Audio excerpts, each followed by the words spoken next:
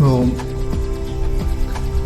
श्री योग वासिष्ठ महारामायण वैराग्य प्रकरण द्वितीयः सर्गः। भारद्वाज का ब्रह्मा की आज्ञानुसार वाल्मीकि के आश्रम में गमन और वाल्मीकि द्वारा मोक्ष साधन रामायण निर्माण के लिए प्रार्थना। जो सर्वव्यापी प्रकाश स्वरूप परमेश्वर विभिन्न रूपों में इस भूलोक एवं स्वर्ग अंतरिक्ष में एवं सभी प्राणियों के बाहर एवं भीतर सर्वत्र प्रकाशित रहते हुए सबको धारण कर रहे हैं, उन सर्वात्मन परमात्मा को मेरा नमस्कार है। दिव्य भूमौ तथाकाशे बाह्यंतर च मे विभु यो विभाति अवभासात्मा तस्मै सर्वात्मने नमः। यानी ऐसा जो परमात्मा है जो दिन में भी है और रात्रि में भी है, स्वर्ग अंतरिक्ष और भूमि सहित पाताल में भी है, प्राणियों के भीतर और बाहर भी है, और उसी के कारण यह जो आभास है अब वो अनुभव में आता है, उस सर्वात्मा परमात्मा को हम सब नमस्कार करते हैं। यानी कि इन सब के बाहर भीतर जो ओतप्रोत है उसे अनुभव करना एक ज्ञान सत्ता के रूप में, एक आनंद सत्ता के रूप में, और उसमें मन की कल्पनाओं के द्वारा भेद न उत्पन्न होने देना। हाँ, व्यवहार काल में आप थोड़ा बहुत कर लो व्यवहार के लिए, लेकिन जैसे ही व्यवहार समाप्त होता है वैसे ही वो सब अच्छापना, बुरापना, अपनापना, परायापना सब विलीन हो जाना चाहिए। जैसे पानी को हिलाया जाए तो भले तरंगों से खेल लो, आनंद ले लो, नहीं गुस्सा कर लो, लेकिन थोड़ी देर छोड़ने पर वो शांत जल ही हो जाती है। ठीक वैसे ही आप जिस पर क्रोध कर रहे हो या आप जिससे प्रेम कर रहे हो वह आपकी वृत्ति के सिवाय दूसरा कुछ नहीं है। आपकी वृत्ति समझते हो? आप अपने आप को कोई आकृति मानते हो और फिर सोचते हो कि यह मेरी वृत्ति है। वास्तव में आप निराकार तत्व हो नारायण। तो ये सब निराकार तत्व की लहरियां मात्र हैं। आप इसे किसी एक शरीर से जोड़ करके मत देखो, अपने समस्त चेतन को देखो और उसके भीतर यह समस्त विश्व कल्पित रूप से देखो, तब आपकी वृत्ति व्यापक भी होगी और ज्ञान को, शांति को, आनंद को धारण करने वाले भी होगी। वाल्मीकि जी ने कहा कि हे राजन किसके लिए आ रहा है? अरिष्ट नेमि के लिए। जिस मनुष्य का ऐसा निश्चय हो कि मैं सांसारिक बंधनों में आबद्ध हूँ, इनसे मुक्त हो जाऊं, जो ना तो अधिक अज्ञानी हो ना ही तत्वज्ञ हो, उसी के लिए गुरुजनों के उपदेश की आवश्यकता होती है। जिसे यह अनुभव में नहीं आता कि मैं सांसारिक बंधनों में बंधा हुआ हूँ, या तो वह तत्वज्ञ होता है या तो वह पूर्ण अविवेकी होता है, और दोनों के लिए उपदेश करना नहीं बनता है। अरिष्ट नेमि को तो जानते ही हैं।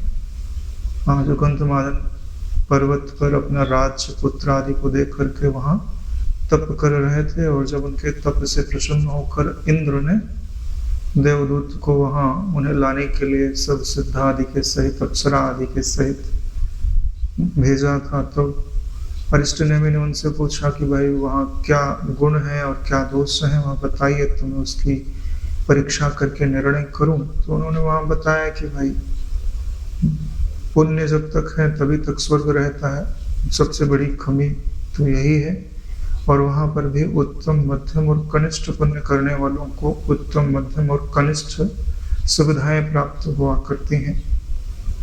तो जब अरिष्ट नेमि ने ऐसा सुना कि वहां पर भी द्वंद्वों से मुक्ति नहीं है, वहां पर भी श्रेष्ठता का अभिमान, प्रतिस्पर्धा, ईर्ष्या और दीनता निवास करती है, तो ऐसी जगह पर मुझे पूर्ण सुख की प्राप्ति तो नहीं हो सकती। तो उन्होंने देवदूत को मना कर दिया। तो देवदूत इंद्र के पास जाकर उनका निश्चय कहता है, तो इंद्र उस पर अरिष्ट नेमि पर प्रसन्न हो जाते हैं और देवदूत को आज्ञा देते हैं कि आप अरिष्ट नेमि को लेकर के वाल्मीकि जी के आश्रम में जाइए और वाल्मीकि जी से हमारा निवेदन कहिएगा कि ये जो राजा हैं ये तपस्वी हैं और इनके अंदर आत्मज्ञान की जिज्ञासा उपजी हुई है, तो आप इन्हें आत्म ज्ञान प्रदान करें। तो देखिए नारायण, यहाँ पे किसका किसका भला हो रहा है। एक तो पात्र हो गए अरिष्ट नेमि, उनका भला है। तो अब उनको सत्संग में पहुंचा रहा है देवदूत, तो देवदूत का भला है। और इंद्र प्रेरणा दे रहे हैं तो इंद्र का भी भला है। और वाल्मीकि जी जब उनको उपदेश प्रदान करेंगे तो उनका भी भला है। अरे भाई, कोई सामान बेच रहा हो, कोई लेवेगा तो उनको फायदा होगा। अरे नारायण, बच्चे से, सिर्फ बच्चे से माँ को फायदा नहीं होता, माँ से बच्चे को ही फायदा नहीं होता, बच्चे से माँ को भी फायदा होता। माँ कितनी ही थकी क्यों ना हो, बच्चे का चेहरा देख लेती है, मुस्कुराता हो, सारी थकान उतर जाती है। तो यहाँ पर वो गुरु के उपदेश के पूर्ण अधिकारी हैं, क्योंकि उनके अंदर वैराग्य है, तप करने की सामर्थ्य है, चित्त शुद्ध है, विषय भोग की इच्छा नहीं है, और ना तो तत्वज्ञ है ना तो पूर्ण ज्ञानी ही है। ऐसी सोच वाला मनुष्य ही इस शास्त्र के सुनने पढ़ने का अधिकारी होता है।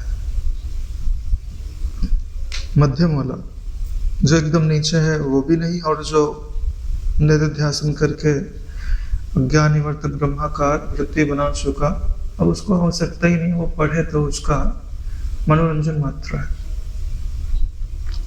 प्रारंभ में जो रामायण के बाल कांड, अयोध्या कांड आदि सभी कांडों की कथा के उपायों को अच्छी तरह से आत्मसात करके मोक्ष के उपाय भूत इन वैराग्य आदि 6 प्रकरणों का अनुशीलन करता है, वही पुरुष पुनः इस संसार में जन्म न लेकर सांसारिक बंधनों से सदा के लिए मुक्त हो जाता है। तो इसकी पूरी प्रक्रिया क्या है कि पहले जो बाल कांड है जिसमें कथाएं हैं, बाल कांड, लंका कांड, किष्किंधा कांड, उत्तर कांड लास्ट में आता है, तो इनके माध्यम से ईश्वर के स्वरूप का दृढ़ चिंतन होता है, भले साकार का ही सही। उससे वृत्ति एकाग्र हो जाती है। जब वृत्ति में एकाग्र हो जाती है और परमात्मा के चिंतन से रस मिलने लगता है, तो उसे तत्वबोध वाला भाग बतलाया जाता है। यानी कि उपासना कांड पहले करा दिया जाता है, इन कांडों के अभ्यास के द्वारा, फिर जो है ज्ञान कांड का उपदेश बाद में दिया जाता है। अगर कोई ऐसी प्रक्रिया का अनुशीलन करते हुए वैराग्य आदि जो 6 प्रकरण हैं उनको भली भांति आत्मसात कर लेता है, तो वह सांसारिक बंधनों से मुक्त होकर ब्रह्मानंद को प्राप्त होता है और पुनः जन्म मरण के चक्कर में नहीं पड़ता है। जन्म मरण का चक्कर का मतलब सिर्फ यही नहीं होता कि हम बार बार शरीर रूप से अवतरित होते हैं। तुम्हारे मन में तुम्हारी इच्छा के विरुद्ध जो वृत्तियां बनती हैं वो भी जन्म और मरण ही है। क्योंकि वृत्ति नहीं बने तो शांति तो रहेगी। तुम चाहो तो बने, तुम चाहो तो ना बने। देखो, सुख के जन्म से और दुख के मरण से किसी को कष्ट नहीं होता, ठीक है, लेकिन सुख का मरण होवे और दुख का जन्म होवे, इससे सबको कष्ट अवश्य होता है। यहाँ किस जन्म और मरण की बात की जा रही है? जहाँ दुख जन्म लेता है और सुख मर जाता है, ऐसे ही जन्म मरण कष्टदायी होता है।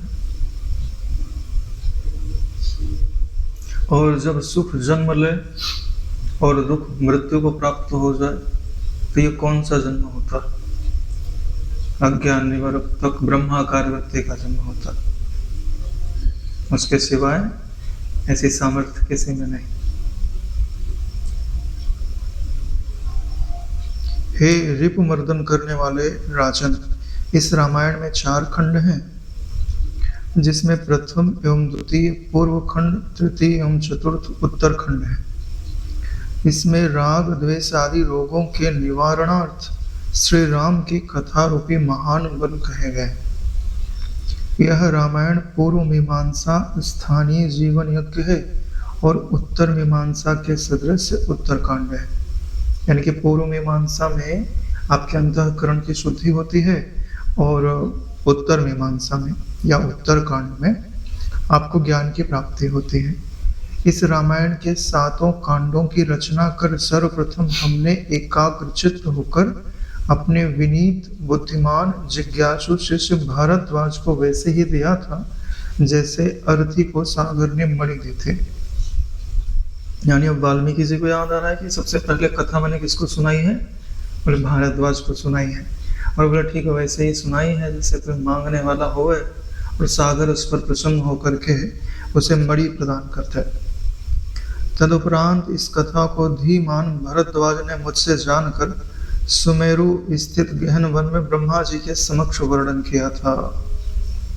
यानी एक कड़ी और जुड़ गई है। भारद्वाज ने इसका वर्णन ब्रह्मा जी के सामने किया है। 7 लोग हो गए, 7 पेयर, श्रोता और वक्ता के।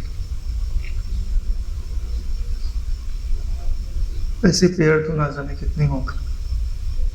हाँ, गुरु जी ने सुना है, हम लोगों ने सुना, वो भी तो एक पेयर है। महान आशीष संपन्न भरद्वाज से प्रसन्न हो पितामह ब्रह्मा ने कहा कि हे पुत्र वर्मा को।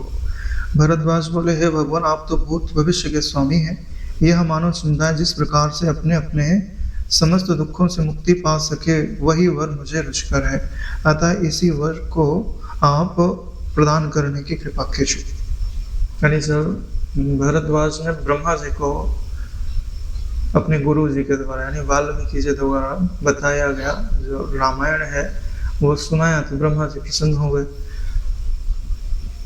तो उन्होंने बोला, भाई कुछ वर मांग लो।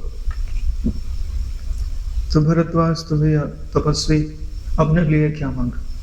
बोले, मनुष्य समुदाय जिससे सदा के लिए दुख से निवृत्त हो जाए ऐसा कुछ उपाय बता दीजिए कि जिसका मैं संसार में प्रचार करूं और जो भी उस उपाय को स्वीकार करे वो निर्दुख हो जाए। भाई संत जनों का यही तो करनी होती है। भाई जैसे कोई बीमारी फैली है और वो तपस्या करके उस बीमारी का कोई हल ढूंढ ले और हर मरीज के पास घूमते जाए और औषधि देते जाए। लोग 21 दिन तक पानी में भिगा के निचोड़ के पी लेना, रोग तुम्हारा ठीक हो जाएगा। जिसको विश्वास होगा करेगा उसका ठीक हो जाएगा। जो संशय में होगा क्या पता बाबा जी ढोंगी हो गए, पता नहीं क्या देखेंगे, ना पिए फेंक दे, तो उसकी मर्जी, नारायण कोई क्या कर सकता है। श्री ब्रह्मा जी ने कहा, हे पुत्र, इस संदर्भ में शीघ्र अतिशीघ्र जाकर सावधानी पूर्वक अपने गुरु वाल्मीकि जी से ही प्रार्थना करो। उन्होंने जिस आनंददायी रामायण की रचना की है इसके श्रवण मात्र से जैसे असीम गुणशाली सेतु द्वारा सागर को पार किया जाता है वैसे ही मनुष्य सभी मोहों से छूटकर भव सागर से पार हो जाएगा। यानी ब्रह्मा जी ने कोई नई बात नहीं बताई, उपाय तो भरद्वाज स्वयं लेकर के आए थे। और वो उपाय क्या है कि उनके गुरु वाल्मीकि जी द्वारा रचा गया जो रामायण है। अब भेजेंगे, जाओ और अपने गुरु जी को बोलो कि भाई उसको लिपिबद्ध करें और उसको प्रचार करें। यहाँ पद्य में अपार गुणशालिन यह सेतु में विशेषण है। जैसे सागर पर पुल बना दिया जाए तो सागर को भी पार किया जा सकता है, वैसे ही यह जो संसार सागर है उस पर यह जो योग वासिष्ठ महारामायण है वह एक पुल के समान है। कितने बड़ा भारी दुख क्यों न हो, उस पर चल करके आप उस दुख से पार अवश्य ही चले जाते हो। इसके द्वारा सेतु दर्शन से ब्रह्म हत्या से भी मुक्ति का संकेत मिलता है। यानी ब्रह्म हत्या भी की हुई हो तो भी इसके द्वारा मुक्ति प्राप्त हो जाती है। ब्रह्म हत्या से भी प्राप्त हो जाती है और आत्महत्या से भी प्राप्त हो जाती है। बोले, हम जब अपने आप को मार ही डालेंगे तो मैं उस हत्या का प्रक्षालन कैसे होगा? तब तुम्हारे पास शरीर ही नहीं होगा। तो आत्महत्या का मतलब सिर्फ इतना ही नहीं होता कि तुमने अपने स्थूल शरीर को फांसी लगा दी। आत्मबोध न प्राप्त करना सारे साधन उपलब्ध होने पर भी यहाँ भी किसी आत्महत्या से कम नहीं है। चलो अवसर नहीं मिला तो कोई बात नहीं है, जब आपको अवसर मिल गया तो नारायण आपको पार हो ही जाना चाहिए। वाल्मीकि जी ने कहा, समस्त भूत प्राणियों के सृजनकर्ता ब्रह्मा जी भरद्वाज जी से उक्त कथन कहकर उन्हीं के साथ मेरे आश्रम में आए।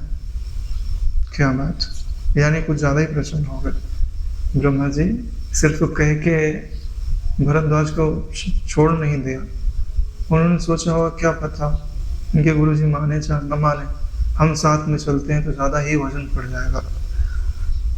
तत्क्षण मैंने अर्घपाद्य आदि से ब्रह्मा जी का पूजन किया, यानी वाल्मीकि जी उनका पूजन किया।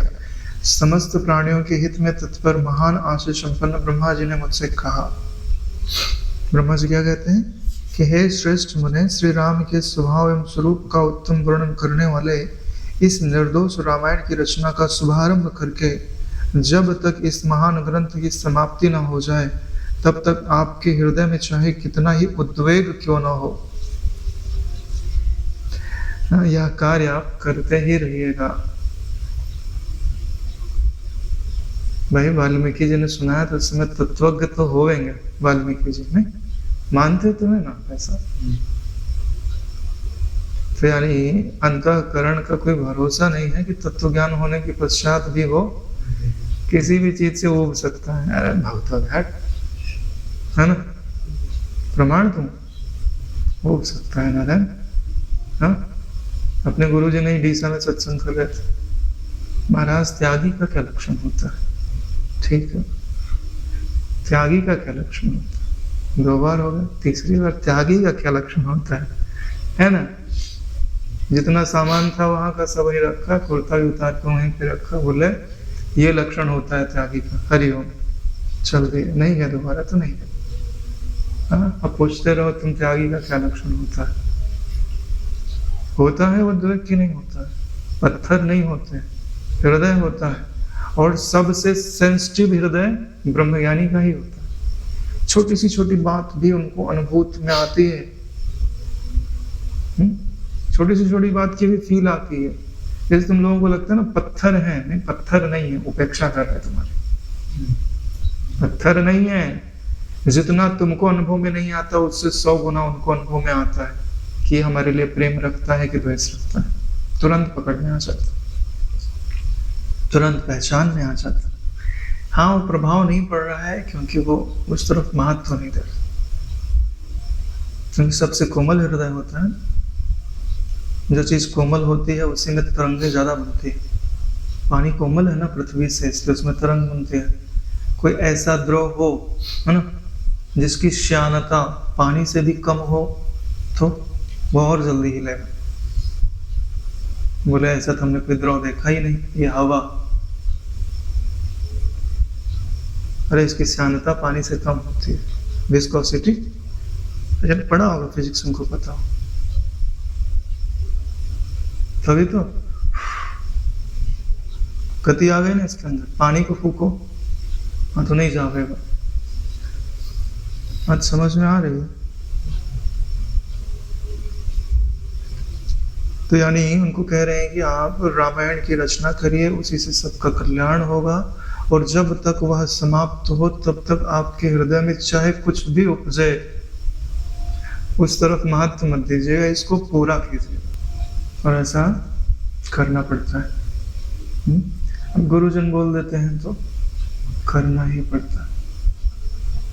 9वीं क्लास में मैं था, गणित के जो शिक्षक थे, अच्छा नंबर आता था तो उन्होंने 2-3 चैप्टर पढ़ा डाला, हम लोग रफ में लगाते थे, फेयर में नहीं करके रखा था, तो बोले कल कॉपी चेक होगी। तो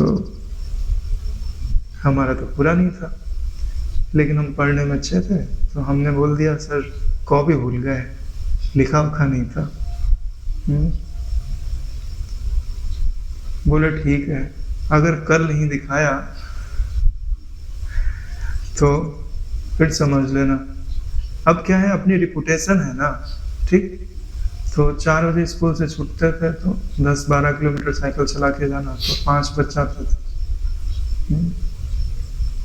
तो 6-7 बजे मैं बैठा करने के लिए।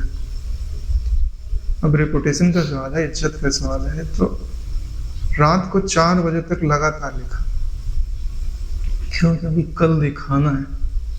और अपनी इज्जत नहीं होती तो अन्ना खा लेते, उसमें कोई दिक्कत नहीं है, लेकिन जब इज्जत पे बात आ जाती है तब आदमी मेहनत करता है।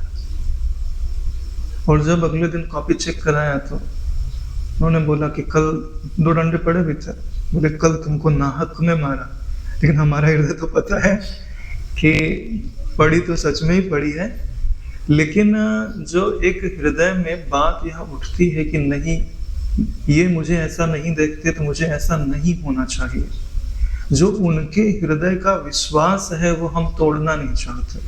अब उसके लिए चाहे हमें रात भर बैठ करके ही मेहनत क्यों ना करनी पड़े। तो उनकी गणित पढ़ाई हुई हमको अभी भी याद। बोर्ड का एग्जाम उत्तर प्रदेश का बहुत कठिन माना जाता है, उसमें 50 में से 49 नंबर था।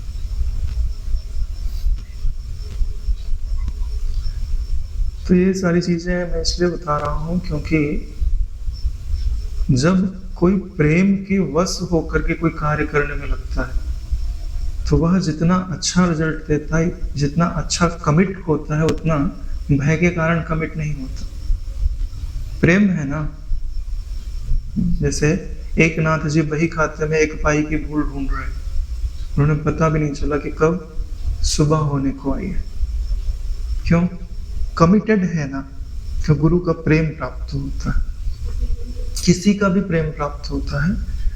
तो ये चीज जो है ना वो बड़े काम की होती है, और जिसके हृदय में जन्म लेती है वह उसके हृदय को शुद्ध भी करती है। जय प्रकाश नारायण हो गए, उनकी ऑटोबायोग्राफी मैंने सुनी, पढ़ी भी थी, 2-3 घटनाएं उनके जीवन की, तो मुझे अच्छा लगा। फॉरेन में थे तो उन्होंने थीसिस, पीएचडी करते हैं ना तो थीसिस लिखना होता है, और थीसिस सबमिट करने की एक डेट होती है, अगर नहीं कर पाए तो 1 साल पीछे चला जाता है। तो उन्होंने थीसिस तो लिख दिया, लेकिन ऐसे थोड़ी सबमिट होती है, उसको टाइप कराना पड़ता है, फिर उसको कॉपी बना के बुक की तरफ फिर लेके जाना पड़ता है।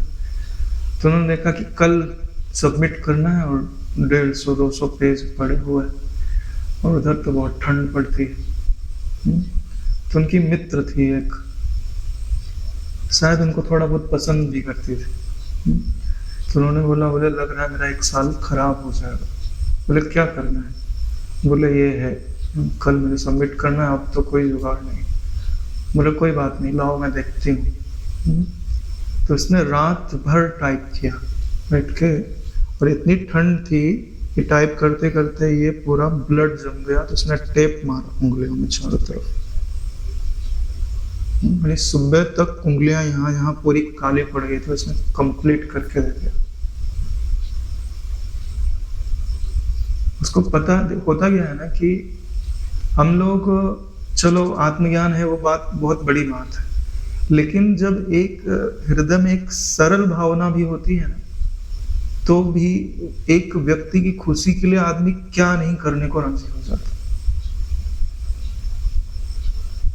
और उन्होंने अपनी ही किताब में एक दूसरी घटना का वर्णन किया, दोनों घटनाएं मुझे अभी तक याद रह गई। उसमें उन्होंने बोला था कि उसको, मैंने बोला कि भाई उस दिन अपन मूवी देखने के लिए जाएंगे, ये जगह पे तुम आके खड़े रहना, ठीक है? उन्होंने बोल दिया, लापरवाह तुम, अभी टाइप ही कराना था तो पहले याद रहना, तो थीसिस का दिन आ गया तो याद है कि टाइप कराना। तो उस दिन अपने काम में लग गए, और उस समय बारिश चालू हो गई, बारिश का मौसम था नहीं, तो उसने कुछ लेके नहीं गए थे। तो 3 बजे दोपहर से बारिश चालू हो, वहीं खड़ी है पानी में, और रात को 10 बजे उनको याद आया कि मैंने किसी को बोला था कि तुम वहां खड़े रहना, मैं आऊंगा। जाते जाते रात को 11 बज गए, जब गया वहां पे तब भी उसी पानी में उसी जगह खड़े थे। सच्ची घटना है, अगर आपको पढ़ना है तो उनकी बुक, नाम मुझे नहीं आता है, उसमें आपको मिल जाएगा। बाद में भारत में काफी प्रसिद्ध भी हुए राजनीति आदमी, उन्हीं की बात मैं बता रहा हूँ। ये चीजें बुद्धि से नहीं तोली जाती, इनका मूल्य बुद्धि से लगाया ही नहीं जा सकता। और आप बोलोगे कि इसका कोई मूल्य नहीं है, आपकी दृष्टि में कोई मूल्य नहीं, मेरी दृष्टि में बड़ा मूल्य है। क्योंकि यहाँ कोई भी चीज किसी व्यक्ति से जुड़ी हुई जोड़ करके देखोगे तो वो आपको कुछ लाभ नहीं देगी। इससे आप ईश्वर से जोड़ के देखो। उसके हृदय में एक सरल भावना है, क्या कि अगर मैं यहाँ नहीं खड़ी रही और वो आया और वो मैं उसे नहीं मिली तो उसे दुख होगा। यानी उसे अपने सुख की परवाह नहीं है, दूसरे के सुख की परवाह है। यह प्रेम का एक लक्षण होता है। भले ही प्रेम करने लगे फिर काम आ जाए, वो परिवर्तित हो जाए, वो बाद की बात है नारायण। इस समय तो वह प्रेम ही है जहां बलिदान है। अपने इंद्रिय सुख की परवाह नहीं है। भाई टाइप कर रही उंगलियों में दुख हो रहा है तो अच्छा लगता है, अरे पीड़ा होती है तो पता चलता है किसको बोलता है। लेकिन उससे बड़ा सुख क्या है कि कल कंप्लीट हो जाएगा तो वो उसके हृदय में सुख होगा और मेरे प्रति धन्यवाद उपजेगा। ये बहुत बड़ी चीज होती है। अरे नारायण, मैं बताता हूँ, पहले के जो शिष्य होते थे वो गुरुजनों की आज्ञा पे अपने जान देने को तैयार क्यों हो जाते थे? सिर्फ यही फील होता है कि मेरे कारण मेरे गुरु के हृदय में खुशी की एक लहर उपजेगी, इसलिए वो जो बोल देते तो वहीं खड़े रहते थे, करने को तैयार रहते थे। हाँ नारायण, तो टॉपिक कहीं और ही चला गया, लेकिन उससे कुछ न कुछ सीखने को मिलता है कि जब तक वह कार्य समाप्त ना हो तब तक आपके हृदय में उद्वेग नहीं होना चाहिए। तो जय प्रकाश की घटना सहित बैठ रही है, उन्होंने ठाना, भले उंगलियों में दर्द है, भले बारिश हो रही है, ठंड लग रही है, लेकिन कमिटेड है ना कि भाई ये पूरा करना है। तो उसने पूरा किया और वो उनको पूरे जीवन भर याद रहा और धन्यवाद भी रहा होगा। नहीं, जब तक जी होंगे तब तक उनके हृदय में वो प्रेरणा देती होगी। रतन टाटा बहुत फेमस, अभी उनका शरीर छोटा, तो जीवन भर उन्होंने विवाह नहीं किया।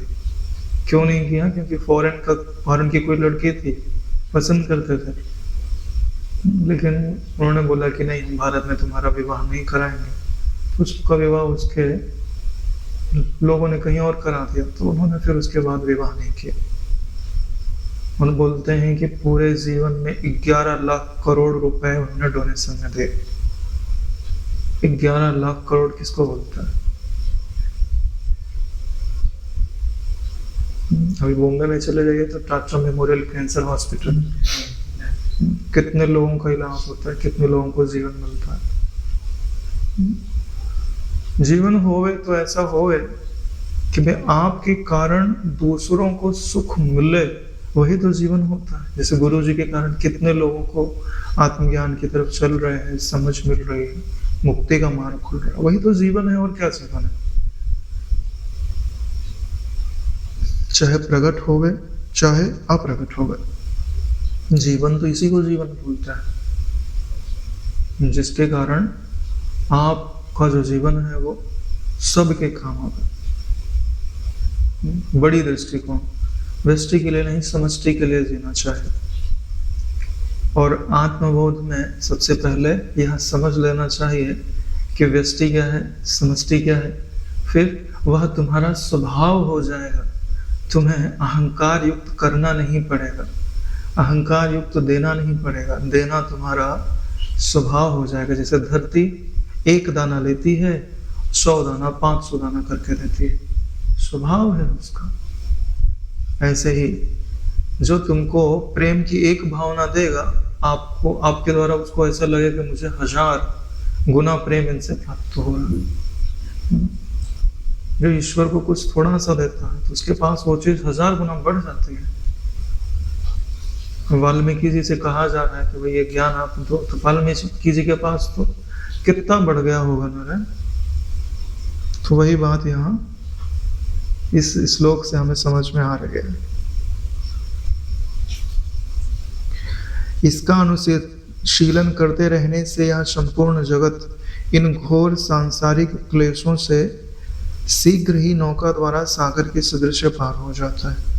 यानी जिस ग्रंथ की रचना करने की हम आपको प्रेरणा दे रहे हैं, वो आप रच दोगे, फिर उसका कोई अनुशीलन करेगा जैसे नाव में बैठ करके कोई नदी पार कर जाता है, समंदर भी पार कर जाता है, वैसे ग्रंथ के ज्ञान के निश्चय में बैठकर उस व्यक्ति की बुद्धि निश्चय ही सांसारिक सत्यता से तर जाती है। अभी आपको लगता है आप संसार में फंसे हुए हो, हाँ, कि संसार कहीं आपके भीतर फंसा हुआ है? नहीं, मुझे तो ऐसे लगता है कि मेरे भीतर कहीं संसार छटपटा रहा है। अरे भाई छोड़ दो, हम दोबारा नहीं आएंगे। अर्थात भवसागर के ताप से मुक्त होने के लिए यह ग्रंथ एक नौका है। मैं तत्क्षण यही कहने हेतु तुम्हारे समक्ष आया हूँ, लोक के कल्याणार्थ आप इस महान शास्त्र की सर्जना करें। ऐसा ब्रह्मा जी ने महर्षि वाल्मीकि जी से कहा। तत्पश्चात इस क्षण में जल से उठी हुई तरंगें जल में विलीन हो जाती हैं, वैसे ब्रह्मा जी मेरे इस पवित्र आश्रम से क्षण भर में इस कथन के बाद अंतर्धान हो गए। यानी प्रेरणा दे दी, भैया तुमको ये काम करना है तो करना ही है, अब जाएंगे कहाँ। बोले ईश्वर की भी बात ना मानते थे। अरे नारायण जो तत्वज्ञ हो जाते हैं ना, ये तो बाहर सिर्फ कहा भर जा रहा है, सुना भर जा रहा है। जो ब्रह्मा जी की इच्छा है सो वाल्मीकि जी की इच्छा है, क्योंकि दोनों का तत्व यहाँ अलग अलग नहीं है। क्योंकि आज्ञा की अवहेलना कब की जाती है? जब अपनी कोई मान्यता होए। उनके भीतर अहंकार तो है ही नहीं, ईश्वर इच्छा वही उनकी इच्छा हुआ करते। जैसे गुरु जी तुमको कुछ करने के लिए कह दे तो हाँ तो ना बोल सकते हो, सपने में भी वो नहीं बोल सकते, बोल जाओ ठीक है। अब चाहे जितना ही बोलो, सामने पड़ गए तो फिर जी जी करना ही पड़ता है।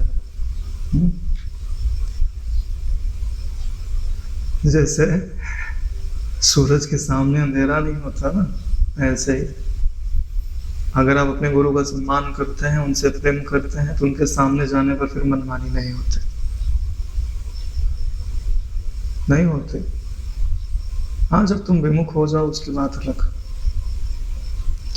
उन भगवान ब्रह्मा जी के अंतर्धान होने के पश्चात में आश्चर्यचकित रह गए। वाल्मीकि जी कह रहे, बड़ा आश्चर्य हुआ यार, कौन आए थे, क्या बोल के गए, बाद में समझ में आता है, तौला जाता है, विचार किया जाता है।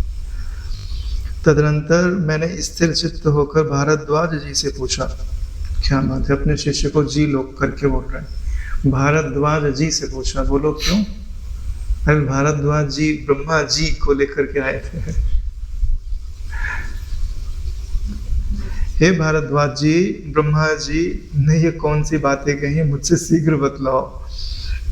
यह जिज्ञासा व्यक्त करके ब्रह्मा जी के साथ आए हुए भारद्वाज जी ने मुझसे पुनः बताया। यानी जो बातें उन्होंने बताई इतने भाव विभोर थे कि कुछ समझ नहीं आया क्या बोला उन्होंने। अवाक से रहे। अरे देखने में ही मशहूर है तो सुनने में उतना ध्यान नहीं गया कि भाई क्या बोला उन्होंने। भारद्वाज जी बोले, भगवान ब्रह्मा जी ने कहा कि संसार सागर से पार उतारने वाली तथा समस्त प्राणियों का हित साधने वाली उत्तम रामायण कथा का आप निर्माण करें। हे भगवान, यहाँ भी कहने की कृपा करें कि इन सांसारिक संकटों में राम, मनस्वी भरत, लक्ष्मण, शत्रुघ्न एवं यशस्विनी सीता ने और राम के अनुगामी योग्य मंत्री पुत्रों ने किस तरह का व्यवहार किया था। यानी ये भी बातें हम बतावें, क्योंकि इसकी सहायता से हम भी जिनका जिनका नाम लिया सब तत्वज्ञ हो गए। तभी उनका नाम लिया जा रहा है कि उन्होंने भी कैसे ज्ञान पाया। हाँ, तो कोई ये सोचे कि भैया हमारी पात्रता राम जी जितनी कितनी है, हाँ, राम जी जितनी पात्रता हमें हो गई नहीं, हमको मुक्ति कैसे मिलेगी। हाँ, तो भरत जी जितनी हो गए, लक्ष्मण जी जितनी हो गए, शत्रुघ्न जी, चलो उन तक ना हो गए तो वहां जो मंत्री के पुत्र आदि थे उनको भी तत्वबोध हो गया। सुन रहे ना, आत्मविद्या, अंतःकरण शुद्ध है तो हो गया। तो उनको सोच करके कि भाई इनको हो गया तो अपने को भी हो सकता है, इसलिए आप उनकी भी बातें बताओ। इन श्रेष्ठ जनों ने जैसा व्यवहार इस संसार सागर के दुख के अतिक्रमण हेतु किया था, वह मुझे स्पष्ट रूप से कहे, जिससे मैं उनसे प्रेरणा ले सकूं। सभी लोगों के प्रति मैं वैसा ही व्यवहार करूंगा जैसे ये लोग किया करते थे। हे राजेंद्र, जिस क्षण भरद्वाज ने उक्त विषय में प्रतिपादनार्थ मुझसे अति आदर के साथ जानने की इच्छा व्यक्त की और ब्रह्मा जी ने भी इस कार्य के संपादनार्थ आज्ञा दी थी, अतः मैं रामायण कहने में तत्पर हो गया। हे भारद्वाज, तुमने जैसे ही सुनने की इच्छा की वैसे ही तदनुरूप मैं कह रहा हूँ। हे पुत्र, तुम श्रवण करो। मेरे द्वारा कथित उपदेश को श्रवण करके अपने समस्त मोह अज्ञान को दूर करो। हाँ, तो फिर वाल्मीकि जी कहते जाएंगे और भारद्वाज सुन के फिर उसको लिख लेंगे। अरे लिखेंगे तभी तो मिलेगा, कहने सुनने से तो फिर सुना सुनाया हो गया। अरे भाई, ये वही वाल्मीकि जी हैं जो लुटेरे हुआ करते थे। हाँ, मार पीट के छीन लेते थे, ज्यादा बोलो तो भगवान के धाम भेज देते थे। इतने ब्राह्मणों क्षत्रियों का वध किया कि बैलगाड़ी भर जाए जनेऊ। फिर नारद जी मिले, मरा मरा मरा मंत्र दिए। हाँ, फिर लगे तो ऐसे लगे कि दीमक चढ़ गया पूरे शरीर, बांबी जैसा दिखाई देने लगा। हाँ, फिर पाप का प्रक्षालन हुआ, हृदय शुद्ध हुआ। भगवान के नाम में ताकत तो है। अगर कर्म से ही कर्म कटता तो वाल्मीकि जी कभी भी महर्षि नहीं होते, बाल्या लुटेरे ही रहते। यानी भगवान नाम में ताकत कितनी है, नहीं? बैलगाड़ी भर जाए मतलब हजारों लाखों को तो मारा होगा।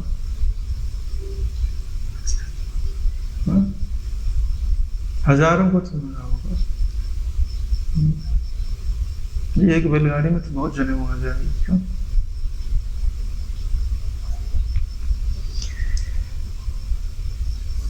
अतिशयोक्ति भी हो गए तो भी तो सैकड़ों को तो मारा ही होगा।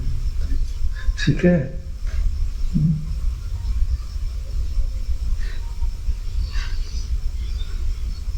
हे राजेंद्र, जिस क्षण भरद्वाज ने उक्त विषय में प्रतिपादनार्थ मुझसे अति आदर के साथ जानने की इच्छा व्यक्त की तथा ब्रह्मा जी ने भी जिस कार्य के संपादनार्थ आज्ञा दी थी, मैं उस रामायण को कहने में तत्पर हो गया। और फिर उसी रामायण को मैंने कहा और भारद्वाज ने सुना। वही फिर आगे जाकर लिपिबद्ध हो गया।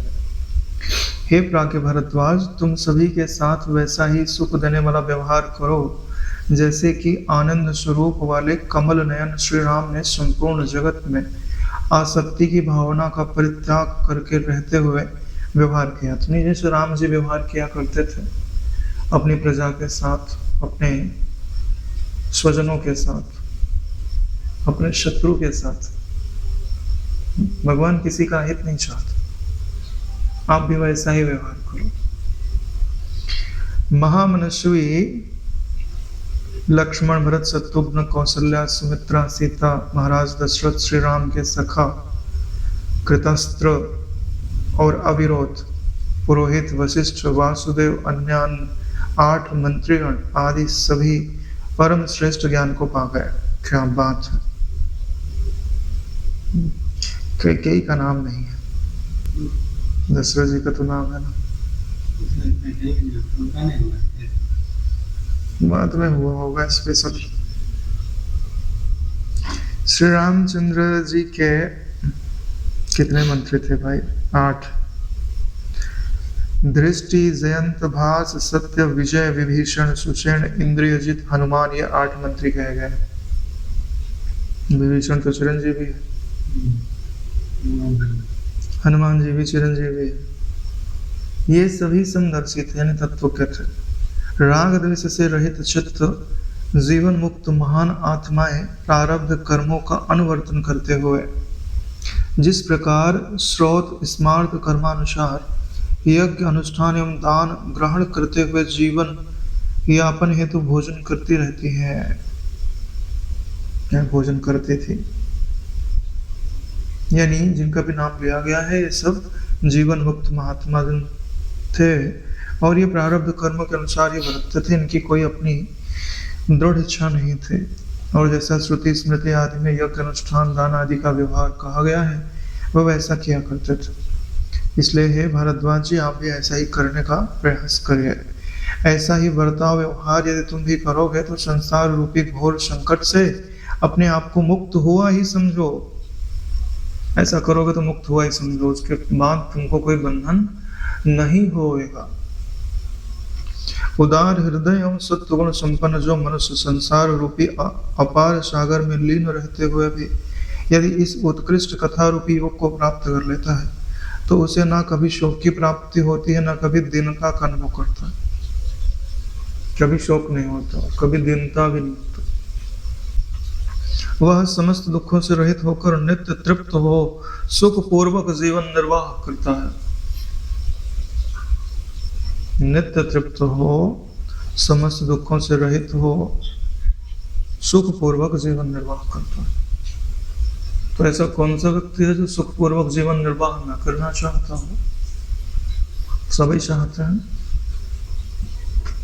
लेकिन कर कौन पाता है? जो समदर्शी होता है। समदर्शी का मतलब बढ़िया, सम तत्व के दर्शन का मतलब यही नहीं होता कि अनुकूल प्रतिकूल में सम है, उसकी दृष्टि सम तत्व पे टिकी है, उसको समदर्शी बोलता है।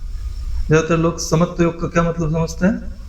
अरे भैया, जब दुख आवे तो सम रहना, चिल्लाना मत, सुख आवे तो ललचाना मत, इसको समत्व योग बोलते हैं क्या? अरे उसका एक अंग है।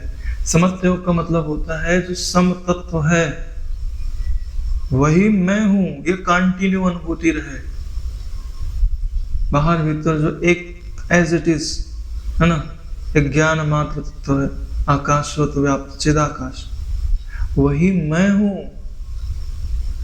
आनंदो हम, ज्ञानो हम, काशो हम, असंगो हम, उसी में डूबता रहे, शांत होता रहे, आकाश बनता जाए, चिदाकाश बनता जाए, बोल रहा हूं, ठीक है? ब्रह्माकार वृत्ति बनाओगे कि नहीं बनाओगे? नहीं बनाओ तो तेल पीने जाओ। कभी कभी लोग दुखी कर देते।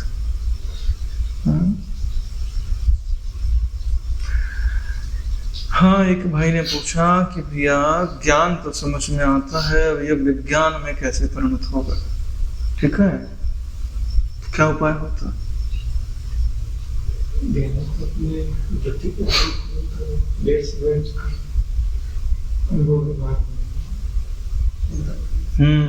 अगर ज्ञान को आप अनन्य रूप से अपनी वृत्ति पे आरूढ़ करते हो तो हम गारंटी देते हैं, ठीक है, 21 दिन के भीतर वो अपनी झलक देने लग जाएगा। हमारे वर्ड सुन रहे हैं? हाँ, फील होगा ही होगा। अरे भाई, तुम बोलो कि मैं गुस्सा हूँ गुस्सा हूँ गुस्सा हूँ, दिन भर बोलते रहो तो एक दिन गुस्सा दिल में आ ही जाएगा, नहीं आएगा? क्या बात कर, तो आ ही जाएगा। ऐसे ही मैं शांत हूँ, मैं ब्रह्म हूँ, मैं शरीर से अलग हूँ, अलग हूँ। जैसे तुम्हारे प्राण सुषुम्ना में चलने लग गए, उस समय तुम दोहरा दिए तो हो गया, अनुभव में आने लग जाएगा। इसीलिए अनन्य चिंतन क्यों कहा जाता है कि भाई कभी ईड़ा चल रही है, कभी पिंगला चल रही है, लेकिन कभी ऐसा होगा कि अल्फा स्टेज होगी, अल्फा स्टेज में दोहरा लोगे तो आप चेतन मन में चला जाएगा, फील होने लगेगा। इसलिए तुम बोलते हैं कि भाई अजपा गायत्री की अगर आप 10 माला करते हैं तो एक आध 2 माला में तो अल्फा स्टेज वाले भी अवस्था आ जाएगी, तो अपने आप ज्ञान स्थायी होने लगेगा, अनुभव में आने लगेगा। बड़े आश्चर्य की बात है कि तत्व ज्ञान में विज्ञान पहले है, ज्ञान बाद में नहीं। अरे तुम पहले हो ना। अच्छा, तुम्हारी वृत्ति शांति से उपजती है कि अशांति से उपजती है? शांति से उपजती है ना, तो वृत्ति के पहले शांति है ना, उसी शांति का नाम तो विज्ञान है ना। तो फिर तुमको करना क्या है? वृत्ति में सिर्फ यही ज्ञान डालना है कि तू जहां से उपज रही वो शांत स्वरूप है, वो मैं हूं। तेरा मुझसे कोई संबंध नहीं, ठीक। शांतो अहम, जब ऐसा बोल रहे हैं तो इस समझ में दो चीजें हैं, क्या कि वृत्ति का जो प्रकाशक है जो शांत स्वरूप है, और इस वृत्ति से मेरा लेना देना नहीं।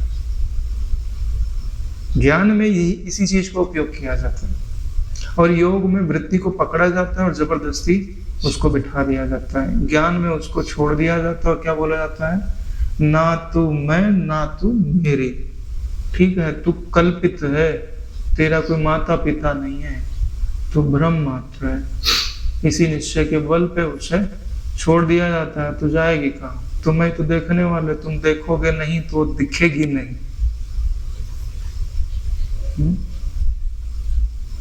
अरे नारायण, जो प्रोजेक्टर की लाइट होती है ना, उस लाइट में ही सारे दृश्य होते हैं। लाइट अगर हट गई तो वहां कोई दृश्य नहीं है। ऐसे ही जो तुम्हारी दृष्टि है ना, उसी में सृष्टि है। जैसे तुम अपनी दृष्टि का संवरण करते हो, वैसे पूरी सृष्टि सिमट जाती है।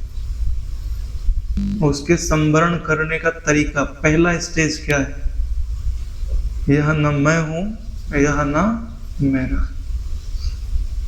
फिर दूसरा स्टेज क्या है, अजपा गायत्री में जो मध्यावस्था है, उसमें आनंद शांति का भाव करते हुए स्थिर रहने का प्रयास कर।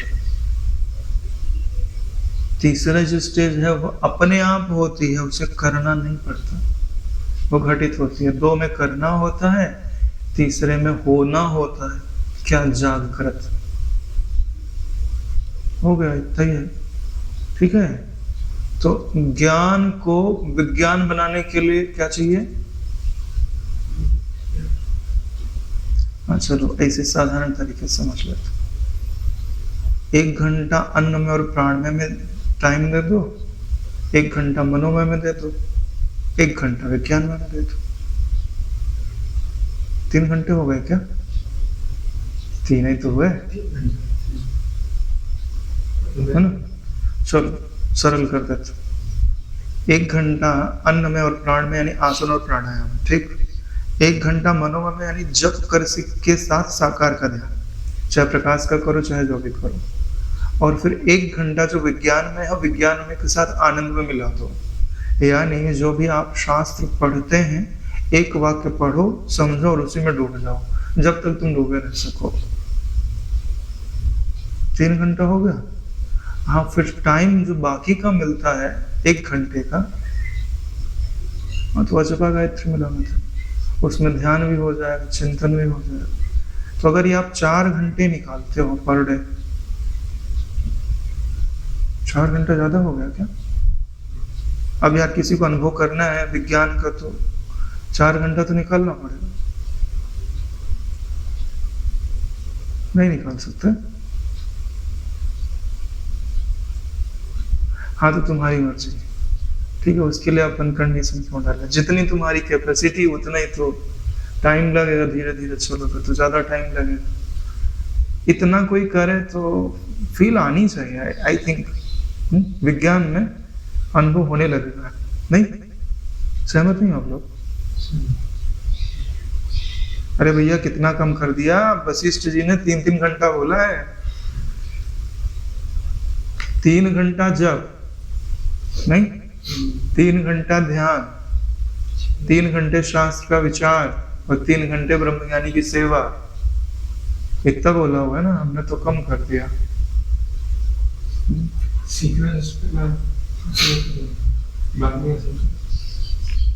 बाद में कब, ज्ञान पाने के बाद? हाँ?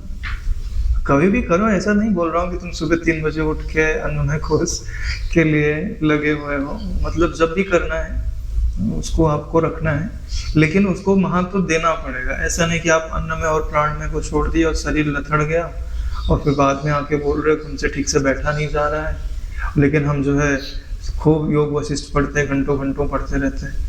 तो घंटों घंटों पढ़ने में नहीं जाना है, आपको क्रेजी नहीं होना है, सम्यक रूप से चलना है, युक्त आहार विहार, सबका एक निश्चित अनुपात होना चाहिए, तब ही अच्छा लगता है। एक को बढ़ा दिया, दूसरे को कम कर दिया, मजा नहीं आया। एक उचित प्रपोर्शन होना चाहिए विज्ञान के अनुभव के लिए।